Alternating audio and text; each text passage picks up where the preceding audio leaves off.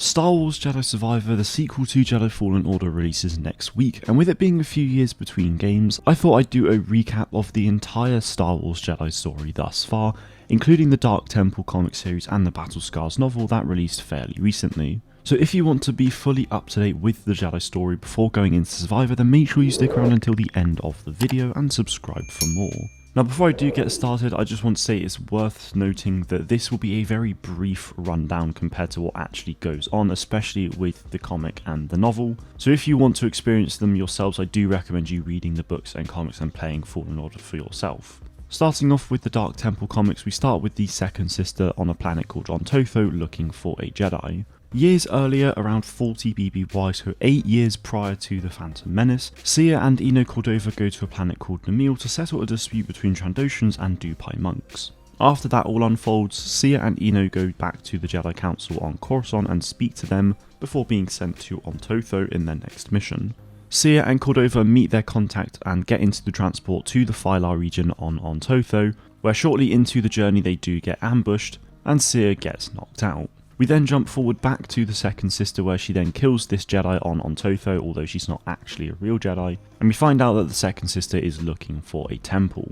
Going back a few years then, Sia wakes up in the Phylar region and she escapes captive, but she wasn't actually a prisoner, and then she meets with Norali, who is the leader of the Phylar people, and she informs Sia that Eno Cordova is likely dead. Sia then gets taken to the Zepho temple in the forest in the Phylar region, but they don't actually know it's Zepho. Sia then heads to the Ontothon Council and tries to get Delanto Dar arrested. Now it's worth saying that Dar and his corporation are looking to gain access to the Phylar region in order to explore this temple in the search of knowledge. So Sia was unsuccessful in getting this to happen, and instead the security of the council chased Sia away and gave Dar full access to explore Phylar. Sia then returns to the Phylar region and explains what happens. Jumping forward then, the second sister actually then goes and finds the temple entrance, and then we jump back to Sia and the Phylari pushing back Dar forces in the beginning of a battle. With Sia and the Phylari successful in their pushback of the Dar forces, Dar then sends in droids to invade a Phylari village but are then also defeated. Sia and the Phylari then enter Dar camp, in which Sia then goes to fight Delanto Dar briefly, and then finds Eno Cordova, who is actually with Dar. Later, Sia and Eno Cordova bring Dar and the Phylari together to negotiate a 2-day peace so that Sia and Eno can actually explore the temple. Jumping forward again, the second sister and Purge troopers enter the temple. Going back, Eno then enters the temple to explore it, and then Sia goes in to follow. A Zepho Temple Guardian is then activated and kills all of the Dar soldiers within the area, but not before a Dar soldier sends word to Delanto about the Jedi and claims that the Jedi are the ones who actually killed them all. War then begins between the Phylari and Dar forces, so Sia leaves the temple and begins to fight, and then Norali goes and enters the temple and actually stuns Eno Cordova. Sia manages to convince Dar to stop fighting, but then Dar is then killed by Norali after using some Zepho technology to enhance their equipment.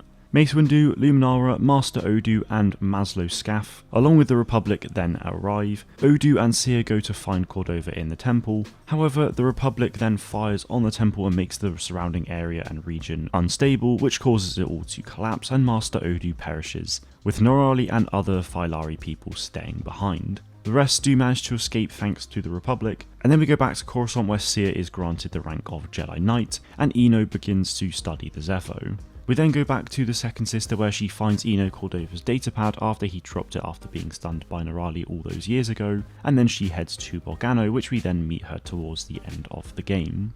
So that's all of the Dark Temple comics, so I'll now go over Jedi Fallen Order. So as many of you will know, Cal was a former Jedi Padawan who escaped Order 66 and went down to Bracca and became a scrapper for years. In an attempt to save his friend Prof, he exposes himself as a Jedi and gets discovered by the Empire. He then fights the second sister before being saved by Sia and Grease on the Stinger Mantis. They go to Bogano and Cal goes to meet BD-1 and then goes to the Zepho Temple at the end of the playable map, where BD-1 then plays a hologram from his old master Eno Cordova, and Cal is tasked to follow Eno's journey of the Zepho to obtain a holocron that will help rebuild the Jedi Order. So you then go to Zepho and you head into a tomb, and at the bottom of the tomb you then find evidence of the Zepho on Kashyyyk, so you then go and head there. Once on Kashyyyk, you then go into an AT-AT and help Saw Gerrera fight the Empire, and then you go into the Imperial Complex and free the Wookiees. Eno Cordova was a good friend of the Wookiee chieftain Tarful, so the main objective on Kashyyyk is to go and find Tarful, but unfortunately no one knows his whereabouts. So you go back to Zepho into a different tomb, where you ultimately find the second sister, where she then reveals herself to be Trilla, Cea's former Padawan. Cal then learns about the Astrium and leaves the tomb, but then he's captured by the Haxion brood, in which he is then taken to their base, which he escapes the prison cell and ends up fighting in the arena, before Grease and Cea pick him up and go back to Kashyyyk and then speak with Tarful after he is found by Choisek. Once back on Kashyyyk, Cal ventures up the origin tree and learns that the Astrium is actually on Dathomir. He is then attacked by the ninth sister, in which he cuts off her hand and forces her off the platform. Cal then heads to Dathomir and meets Merrin and Malicos before falling and ending up in the pit of Gorgara, where he then fought her, and Gorgara ultimately died after a big crash whilst trying to shake Cal off. Cal then manages to get back to the Zepho temple that he was trying to get to before, where he experienced the Order 66 flashback, which ultimately led to his saber being destroyed. Cal and crew then head to Ilum to build a new lightsaber for Cal and then head back to Dathomir, where he then faces off against Malicos with the help of Merrin. Cal then gets the Astrium and Merrin joins the crew and they head back to Bogano to open the vault. Cal unlocks the vault, but Trilla appears and steals the holocron and takes it back to Fortress Inquisitoris on Ner. Now it's worth saying that Trilla's story in the comic series that I just went over takes place between the Zepho fight in the tomb and then this Bogano fight. So the Mantis crew then go and follow the second sister to Ner and infiltrate the base, but before that Cea grants Cal the rank of Jedi Knight. Cal then reaches the second sister, fights her and wins, and then retrieves the holocron. Cea comes into the room, but Vader also comes in and kills Trilla. Cea gets flung away by Vader, and then Cal flees with Vader very much on his tail. Cea then taps into the dark side and they both escape, and then ultimately they destroy the holocron that you were searching for the entire game in order to protect the Force-sensitive children. So that is Star Wars Jedi Fallen Order, so finally I'll be going over the story of Jedi Battle Scars chapter by chapter. Now I'm not entirely sure where Battle Scars actually takes place, because we know it is a few years after Jedi Fallen Order, but it's also a year or two before Jedi Survivor, and Survivor is 5 years after Fallen Order, so it's between 14 BBY and 9 BBY. So in chapter 1, Cal floats down to the Haxion brood base and lowers the shield for the Mantis crew to be able to land on the base. In chapter 2, Merrin and Cal infiltrate the base and discover that the Empire have taken over the Haxion brood base. However, a brood member finds Cal and Merrin ultimately fight them. Merrin focuses on the Empire and Cal on the brood members. In chapter 3, Cal fights the bounty hunters, and Merrin meets a non-human stormtrooper who wants out of the Empire. The base begins to collapse following the bombs set by Cal, and the crew ultimately start heading back to the Stinger Mantis. The Mantis crew ultimately escape and the Stormtrooper gets saved, who is actually an Imperial analyst nicknamed Fret, and then they ultimately flee into hyperspace, but not before the ship gets battered and Cal manages to fix it momentarily. In chapter 5, the crew then speak to Fret, and it's very clear that Merrin has a crush on her already. The crew then speak together without Fret present in order to decide whether or not they should look into the mission she proposes. Ultimately they decide to look into it, and in chapter 6 the Mantis crew land on Hosnian Prime and walk over to a big tower to meet a character called Keris Lar, a super rich guy funding fights against the Empire. Keris Lar then tells the crew about these schematics for a very powerful shield that essentially turns people invisible to everything, and that Inquisitors are going to be picking it up in a few days on a planet called Mercana. In chapter 7 we then have a perspective from the fifth brother, where he is talking to the Grand Inquisitor and gets sent to retrieve the Shroud schematics, and the Shroud is that big powerful shield. Merrin and Fret then get very physical, and I won't go any further, and then Cal uses his psychometry to essentially sense an echo on Fret's Stormtrooper armor. Within the echo, Cal meets Fret's former lover. In chapter 8, Cal and the crew then arrive on Mercana, have a mission debrief, and then Cea and Merrin scout the prison where the schematics are held. On the way back, Cea grabs a Jedi artifact, and ultimately the mission begins, but then Fret seems very untrustworthy, so Cal then questions it, but they go along with the mission anyway. In chapter 9, Merrin and Fret get a bit physical again, they infiltrate the prison, and then Cea releases all of the prisoners in the complex. They then ultimately find Irie, who is the person from the Force Echo.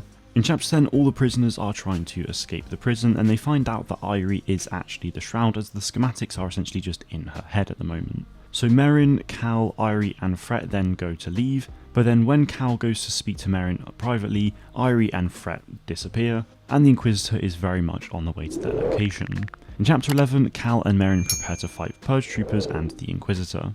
In Chapter 12, Merrin brings back the dead in order to fight the Stormtroopers and Purge Troopers, and then Merrin flees after Cal's orders, so Cal then fights the fifth brother and gets beaten, but thankfully Cere appears at the end. In Chapter 13, Cal and Cere then fight the fifth brother together, and Cal gets knocked out. Fret and Irie then go back to the Mantis, and Irie is in really bad shape, and Merrin heals her as much as she can. Grease then goes to find Cere and Cal, and gets hurt right at the end. In Chapter 14, we find out that Grease had his arm cut off, which explains why he has a robotic hand in the Jedi Survivor trailers. With everyone back on board the Mantis, Fret then flies the Mantis into hyperspace. Cere attends to Grease while Merrin attends to Cal, and Irie is currently in a stable position in the engine room. In Chapter 15, everyone argues at the table about whose fault this whole ordeal was, and then they land on a planet called Zemara, and they all decided to leave the ship for 2 days to settle down. In Chapter 16, Cal walked around a bit and went to sleep in a hotel, but then he wakes up to find Cere in his room and they talk about the entire situation. In the meantime, Merrin was relaxing in a bath and Fret joined them, and then they made out, and then they all go back to the ship. Chapter 17, everyone talks about the plan. They go back to Hosnian Prime. Grease and Cere stay on the Mantis and fight anything in the air, whilst the other 4 enter Karis Lar's home to talk. At the beginning of Chapter 18, Karis shoots Fret in the chest. Merrin then fights a load of Haxian brood members, and Cal fights Karis. But unfortunately the comms are jammed, and the fifth brother then enters and fights Merrin and Cal. Karis then gets killed by the fifth brother and the fight continues. Karis gets reanimated by Merrin, and again the fight continues. Cal then gets Irie to turn the fake shroud into a bomb, which ultimately explodes the entire room. In Chapter 19, which is the final chapter, Grease and Cere then enter the room following the explosion. The fifth brother is gone, but thankfully everyone is alive and they all get back to the ship. Fret and Irie are then taken to the planet Zemara once again, where they then leave and everyone stays on the Mantis. So that is the end of the Jedi story so far. At the beginning of Jedi Survivor, we know that the Mantis crew have separated, and that was confirmed even by Cameron Monaghan himself at Star Wars Celebration on the Sunday where they released the new trailer. And the telltale signs of them splitting up were kind of present in this book. So I'm now very much looking forward to seeing where the story goes in Star Wars Jedi Survivor in just over a week's time. Hopefully you guys found this really useful, because before this I hadn't even read the Dark Temple comics yet, and I was currently reading Battle Scars anyway, so it was good to be able to finish it and stay fully up to date with what's going on with the story. In terms of recommendations, I would definitely recommend the comics, because it's a really interesting story as to why, Cordova gets obsessed with the Zepho and everything to do with that. Obviously Jedi Fallen Order is a fantastic game as well, so I'd recommend playing that.